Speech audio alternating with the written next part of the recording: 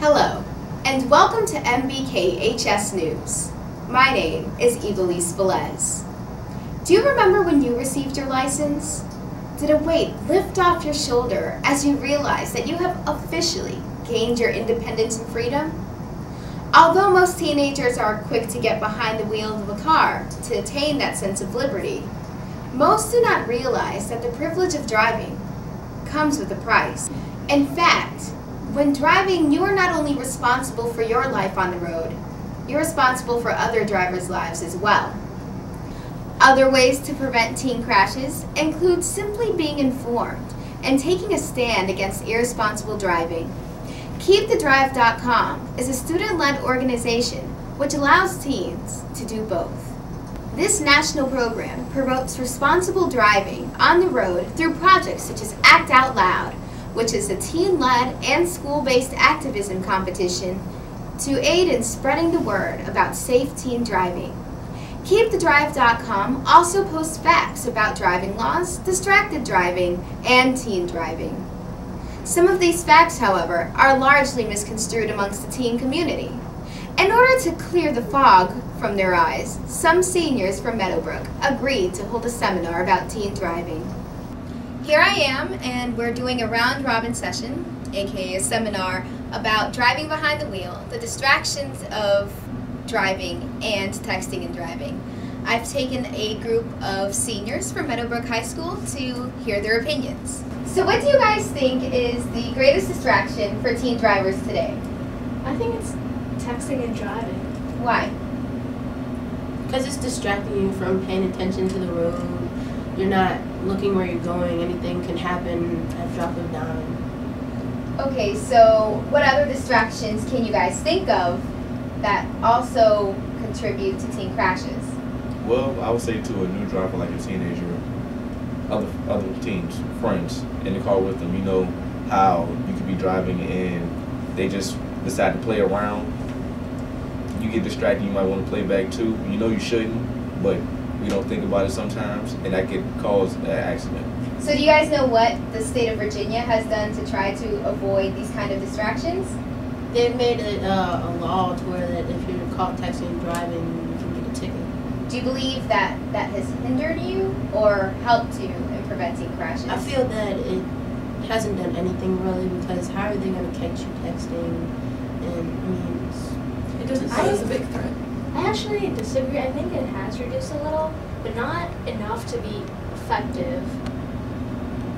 To have a great effect on reducing the significant number of people who text. I once read a statistic that the states who have outlawed texting are actually the ones with the greater increase of teen crashes due to texting, because teens try to hide it from the law.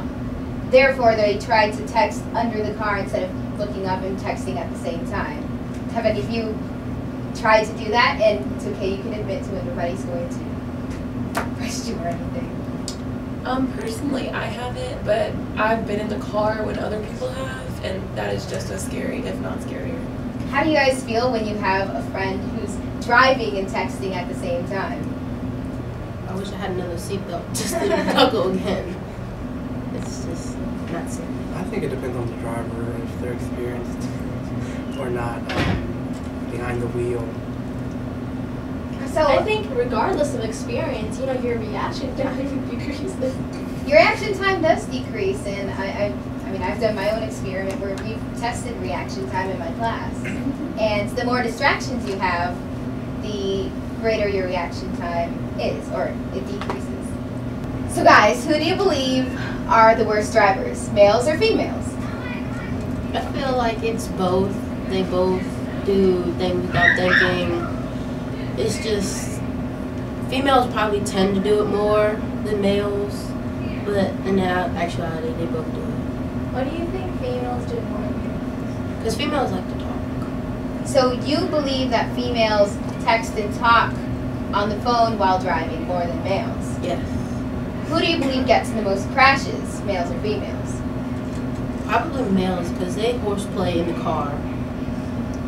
I will agree with that. And also, men have bigger tempers. If someone's messing with them on the road, they're gonna Be an aggressive driver. Road rage. Did you guys know that according to the insurance agency for highway safety, that 2 out of 3 teen crashes are male? What do you guys think of that? Yeah, that sounds about right. I agree. So if you believe that females are the ones who are texting and driving more often, how does that justify the statistics which say that males are the ones who get in crashes more often if texting and talking serve as distractions? Maybe females they text differently than males. Like, for example, maybe they text while they're driving on a straight road, whereas males, they just text whenever they feel it. I don't know. Or maybe females just tend to do it more carefully than males. They just be like, oh, Or crash. yes. I would say that when a female is texting, one likely she's probably stopped at a stop sign or something. Then she's gonna check her phone, text real quick, and then start driving again.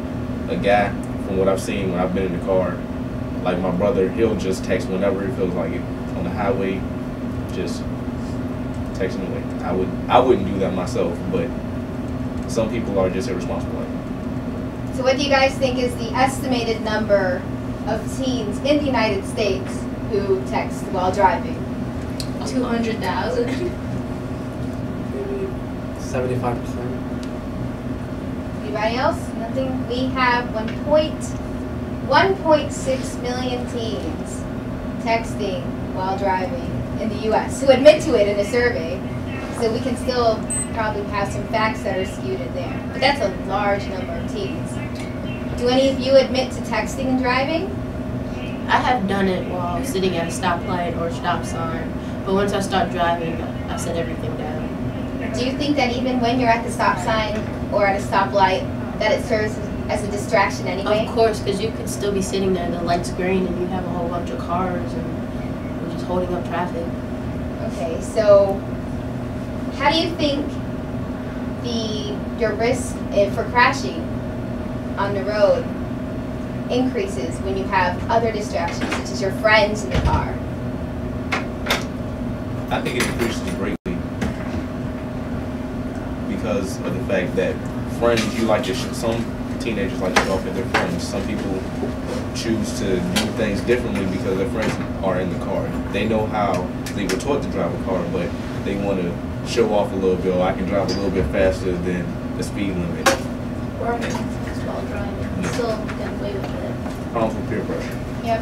According to the Allstate agency website, that the risk for driving, the risk for getting into a car crash while driving, doubles per person that you have in the car with you. So obviously you can't prevent having people in the car with you because people need transportation and everything. So how do you try to prevent those types of your friends' distractions when they're in the car with you?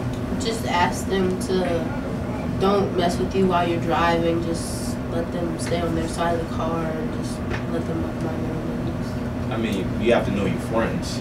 If you know it's a friend who loves to play around, and that's just how they are, they play around wherever they go, why would you sit in the car with them, knowing that you know that they're going to try something? Anybody else? No? So what have you guys learned from the seminar? How are you going to try to improve your driving? I will not text and drive anymore because, it's just a greater risk for you and people around you and even the people in your car. When I finally get my license and start driving, I'm definitely not going to text while driving.